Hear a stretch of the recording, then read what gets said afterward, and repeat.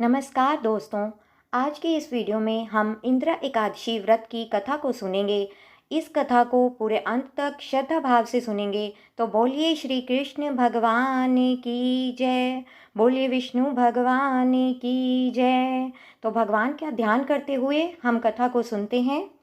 भगवान श्री कृष्ण की भक्ति से भाव विह्वल होकर अर्जुन ने कहा, हे प्रभु, अब आप कृपा करके अश्विन माह के कृष्ण पक्ष की एकादशी की कथा को कहिए। इस एकादशी का क्या नाम है तथा इसका व्रत करने से कौन सा फल मिलता है? कृपा करके विधान पूर्वक कहिए। भगवान श्री कृष्ण ने अर्जुन से कहा, हे धनुर्धर, अश्विन माह के कृष्ण पक्ष की एकादशी का नाम इंदिरा है। इस एकादशी का व्रत करने से सभी पाप नष्ट हो जाते हैं, नरक में गए हुए पितरों का उद्धार हो जाता है। हे अर्जुन, इस एकादशी की कथा के श्रवण मात्र से ही मनुष्य को अनंत फल की प्राप्ति होती है। मैं यह कथा सुनाता हूँ, तुम ध्यान पूर्वक श्रवण करो। सतयुग में महिष्मती नाम की नगरी में इंद्रसेन नाम का एक प्रतापी राजा राज्य करता था। वह पुत्र पौत्र धन धान्य आदि से पूर्ण था। उसके शत्रु सदैव उससे भयभीत रहते थे। एक दिन राजा अपनी राज्य सभा में सुखपूर्वक बैठा था कि महर्षि नारद वहां आए।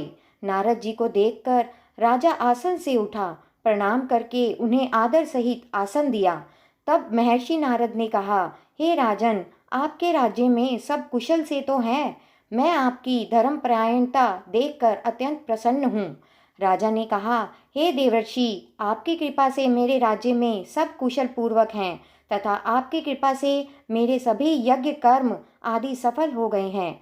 हे महर्षि, अब आप कृपा कर यह बताएं कि आपका यहाँ आगमन किस प्रयोजन से हुआ है।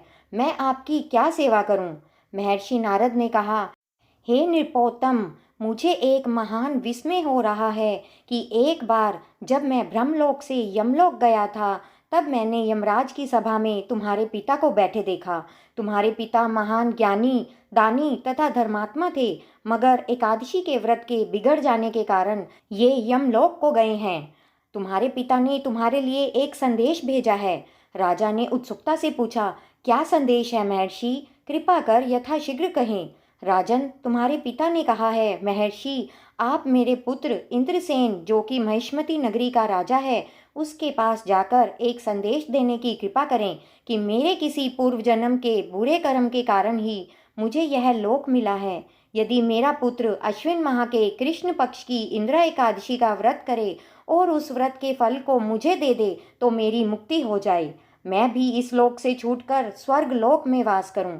इंद्रसेन को अपने पिता के यमलोक में पड़े होने की बात सुनकर महान दुख हुआ और उसने नारद से कहा, हे नारद जी, यह तो बड़े दुख का समाचार है कि मेरे पिताजी यमलोक में पड़े हैं। मैं उनकी मुक्ति का उपाय अवश्य करूंगा। आप मुझे एकादशी व्रत का विधान बताने की कृपा करें।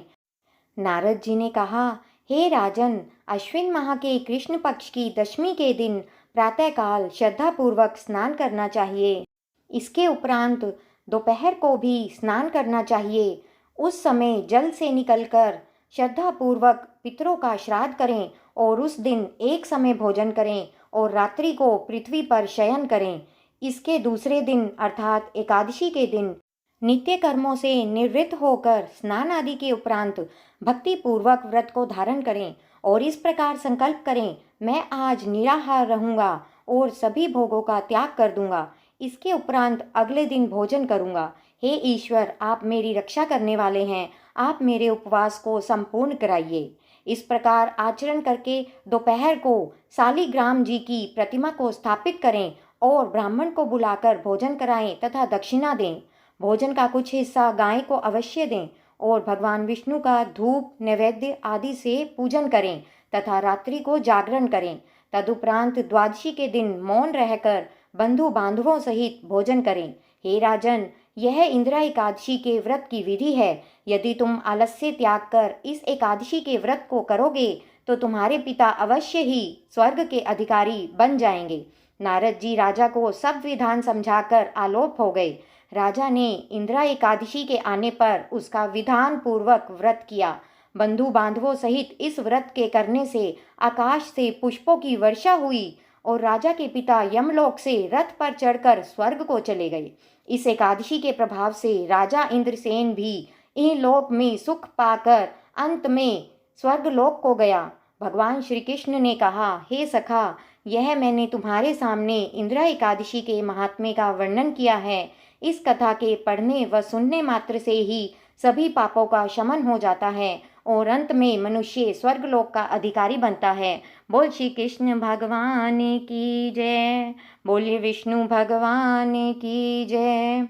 कथा का सार यह है कि मनुष्य जो भी प्रण करे उसे चाहिए कि वह उसको तन मन धन से पूरा करे। किसी भी कार्य का प्रण करके उसे तोड़ना नहीं चाहिए।